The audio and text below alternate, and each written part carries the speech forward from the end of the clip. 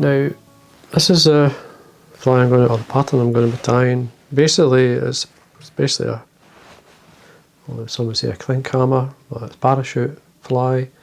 This one's got legs. This is the Bibio. Now, basically, it's a Bibio hopper with a parachute hackle, and obviously you need the wing post to put it. Now, there's a couple of ways of doing this style. You could actually tie this forward, tie it off at the front, or you can use it as a sighter. We do that with a few midge patterns, but it's a nice pattern to have in your box. Now, it's worth tying them without. I'll get some here without. That's what I'm normally tying. Legs is up to yourself, but I'm going to show you how to do the hopper version. Now, the hook choice entirely up to yourself. I'm using a short shank special with full mill, size 10. Basically what it is the shank length is equivalent to a size 12 hook, but the gape's equivalent to a size 10. So it's very good for giving, it's good for bushy type flies, or flies where you want to sort of slightly put under the water, and emerging type flies. So it's handy, it's one I like to use. Now, the Kamasan version would be the B160, so if you can't get the full mill, then you've got the B160. Thread choice, I'm just using the black uni thread in 8/0. Take off a length and just wax it. Take it just the once, and then run my fingers through the thread. Take away the excess. So then what I'm going to do is start at the eye, wind to the point of the hook. So touch and turns a thread to the point of the hook, so when I let the thread go it's in line. Bring it halfway back up, and that will give me the area where I want to tie my wing, or the position for it. Now for the wing, parapost, any sort of antron, I'm using the Glo-Brite multi-yarn, in this case number 16 in white. You can use it in different colours, use pink if you want, so as a sighter, because that's what I'm using it for as well. So what I like to do is just fold it around, you want a good inch, obviously from the underside, lift it up and hold them both together like that. Now, this is the best way to do it, like a post. And I just usually just catch it there, come round from the back, and do like a couple of turns to post it, and then a figure 8.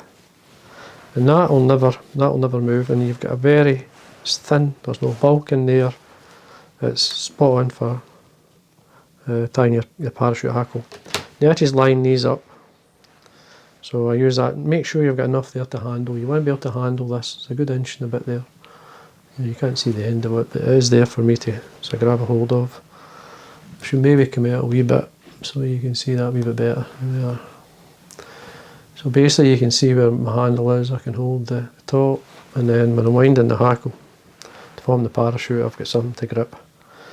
Now, the rib of the fly, I'm using a flat, small silver tinsel, which basically I bought a long time ago from Vineyards. If you want to use a flat tinsel now, the tinsel's a company called Lagerton. They sell the proper tinsels. If you don't want the tinsel or buy that, then you just use an oval tinsel or a silver wire. It's up to yourself. Now, as you can see, I've tied it in the way down to get just slightly around the bend there, and then I come up a good sort of mil and a half or so. So that's part of the body, but it's part of the taper of the body. Now, the body, I've got black seals for here. You could use SLF or whatever dubbing you have, or you could just use the thread, because it'll still work with the thread. Now when we dub this on, I usually put it onto the thread, slide it up. I want the first turn to catch onto the hook, then this way, tighten up onto that, and then work up so I can then control how thin and how thick the body, so I can stretch it out. I can go back on a turn if I want to thicken it up. Now, because this is a Bibio, I want the red segment, so I need a good 1.5mm, 2 mil from the wing to tie that in. And then I rub the body, so there's 1, 2, 3, 4. Obviously the first turn at the back is 5 turns there, so I catch in my rib. Trim this away. Okay, so now I've got my red sail spur. Double this at the back.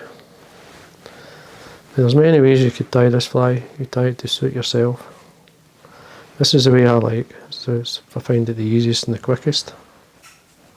So we've got my red sail spur at the back there. So then we've got my black hackle. The hackle I'm using is a Hebert minor. It's a saddle. Obviously dyed black. From this is with whiting. So we bare some of the stem. Now I catch in at the front, just with the tip of the stem there. Make sure that's secure and the thread right up to the wing. And then I post both the hackle and the wing. So posting means just basically winding. So you hold the top of the wing, come round with a turn, and tighten towards yourself by holding. Don't tighten when you're obviously not holding the wing. So when you got up about enough, say a good mil or so, and then you come back down, strengthen the post to wind the hackle on. Now by posting up the hackle, when you're winding a parachute hackle, you basically do a turn, and then the next turn should be under that, and then you work your way back down. And that's the idea of winding it up. So what we do is, we wind, there's our first turn, the next one should be under that, next under that, and again, and that's enough. It should be enough to float your fly there. Depends on the hackle. Maybe just get another turn or so. Now what I then do is I bring the hackle straight down and I lift all these fibres away, up and away, as you can see like that. And then I basically hold them nice and tight and then come round a few turns of thread right in there to skewer in the hackle. Trim away the hackle. At this point I just check to see if I've not caught anything. There's one fibre there, but I think I just caught that there. So we're happy with that now. I can then take the thread down towards the eye and come back up. A wee bit of wax there. Looks fine. This is where I tie in the legs, so I've got the pre-knotted pheasant tail legs. Now you could tie in 3 either side, or 2, or I'll just do the 3 either side. So we bring out the fibres we want, so we'll get obviously 6 there. Now when it's on the feather stem, I like to separate them. So I don't know if you can see that, but I separate them 3 either side and then I tear them away. So it's easier to separate them when I go to tie them in. So when I want them on the legs, the leg length is up to yourself. I don't want them too long. Just to the back of the hooks there, so I know exactly where I'm going to tie it in. So I'll come back in, again making sure they're there. I can work with pull these into my fingers. I know exactly where they are.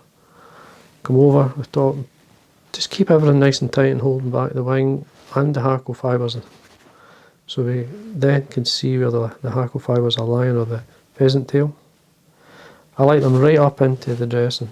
I don't want them on the bottom. If I want it to be like a parachute, you could drop them underneath the shank if you want. I just prefer them on to spread the weight of the fly. As you can see, I tied it up, cut away the waste.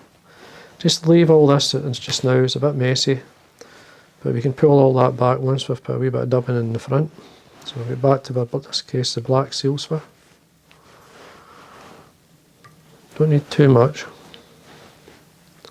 Again, double on, pull back your hackle, and then we just wind towards the head of the eye of the hook, sorry.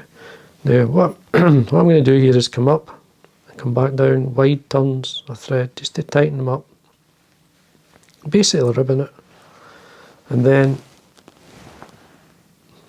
we've got varnish onto my thread, and then whip finish. It should be nice and tight. When that sets, it locks in the whip finish. Draw away. Now we bring this back, press it down. Just bring your hackle fibres back to the front where they should be. Your legs sitting not too bad. And then cut it. Now I usually just pull the wing up, bring it to the back of the hook, right to the end here, and then a trim. Better than too long than too short. You want to be able to see this. So you do it. This is where you can take out one or two fibres you don't want.